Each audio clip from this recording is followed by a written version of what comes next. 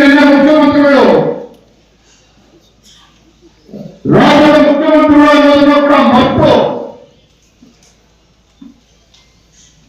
ರಾಜ್ಯದಲ್ಲಿರ್ತಕ್ಕಂಥ ಮೇಲೆ ಭಾರತೀಯ ಜನತಾ ಪಕ್ಷದ ಮುಖಂಡರಿಗೆ ಇವತ್ತು ಬೆದರಿಕೆ ಆಗ್ತಕ್ಕಂಥ ಕೆಲಸ ಮಾಡಿದ್ದಾರೆ. ನಾವು ವಿಶೇಷವಾಗಿರ್ತಕ್ಕಂಥ ಕಾರ್ಯಕಾರಿಣಿಯಲ್ಲಿ ಸಂಘಟನೆ ಬಗ್ಗೆ ಮಾತನಾಡುವ ಮುನ್ನ ಈ ವೇದಿಕೆ ಮೂಲಕ ರಾಜ್ಯದ ಮುಖ್ಯಮಂತ್ರಿಗಳ ಸವಾಲನ್ನು ಆಗ್ತಾ ಇದ್ದೇನೆ. ರಾಜ್ಯದ ಮುಖ್ಯಮಂತ್ರಿಗಳ ಸವಾಲನ್ನು ಆಗ್ತಾ ಇದ್ದಾರೆ. ಮಾನ್ಯ ಮುಖ್ಯಮಂತ್ರಿಗಳೇ, ನೀವು ಏನು ನೆನಪಿನವರಿಗೆ ಬೆದರಿಕೆ ಆಗ್ತಕ್ಕಂಥ ಕೆಲಸವನ್ನು ಮಾಡಿದ್ದೀರಿ, ಏನು ರಾಜ್ಯದ ಮುಖ್ಯಮಂತ್ರಿಗಳಾಗಿ ನಿಮಗೆ ಪಾತ್ರವನ್ನು ನೀಡಿದ್ದೀರಿ. ನಾವು ಎಲ್ಲದಕ್ಕೂ ಸಿದ್ಧ ಇದ್ದೇವೆ. ನಿಮ್ಮ ದೊಡ್ಡ ಬೆದರಿಕೆ ಮಾಡಬೇಕಾಗತ್ತ ಬಂದವರೆ ದೊಡ್ಡ ವಿಶೇಷವಾಗಿರ್ತಕ್ಕಂಥ ಕಾರ್ಯಕಾರಿಣಿ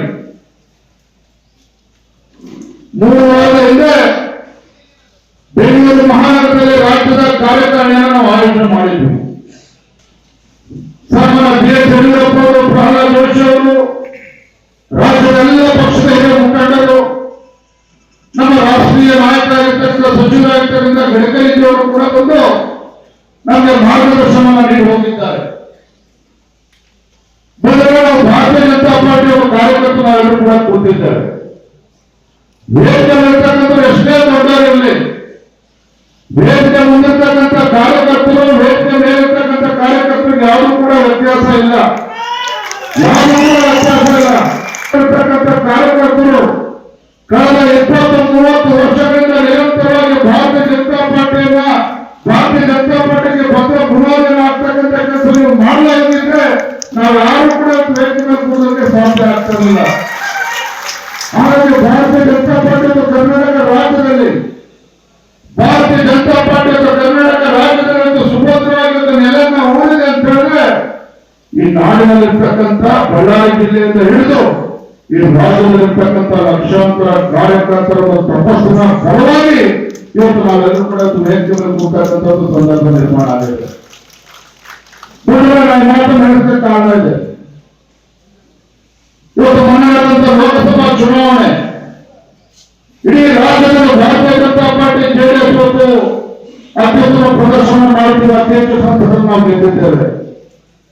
ಆದರೆ ಕಲ್ಯಾಣ ಕರ್ನಾಟಕ ನಾವು ಹಿನ್ನಡೆ ಆಗಿದೆ.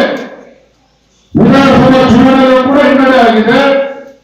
ಲೋಕಸಭಾ ಚುನಾವಣೆಯಲ್ಲೂ ಕೂಡ ಹಿನ್ನಡೆ ಆಗಿದೆ. ಕಾರಣ ಏನು ಚರ್ಚೆ ಮಾಡೋದಕ್ಕೆ ಹೋಗೋದಿಲ್ಲ. ನಮಗೂ ಗೊತ್ತಿದೆ, ತಮಗೂ ಕೂಡ ಗೊತ್ತಿದೆ.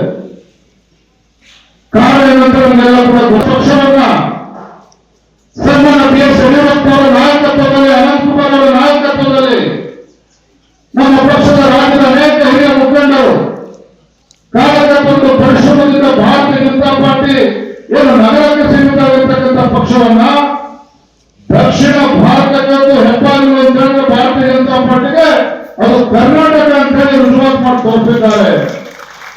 ಸನ್ಮಾನ್ಯ ಯಡಿಯೂರಪ್ಪ ಅವರು ರಾಜ್ಯ ಕಂಡಂತ ಅಪ್ರತಿಮ ಹೋರಾಟಗಾರ.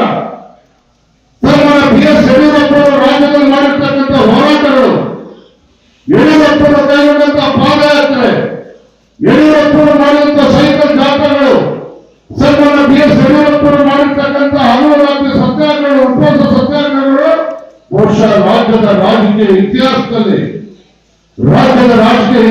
ಮತ್ತೊಮ್ಮೆ ಯಾವುದೇ ಪಕ್ಷ. ಕ್ಷಣ ಕ್ಷಣದ ಸುದ್ದಿಗಳಿಗಾಗಿ ಫ್ರೀಡಂ ಟಿವಿ ಸಬ್ಸ್ಕ್ರೈಬ್ ಮಾಡಿ, ಲೈಕ್ ಮಾಡಿ ಹಾಗೂ ಫಾಲೋ ಮಾಡಿ.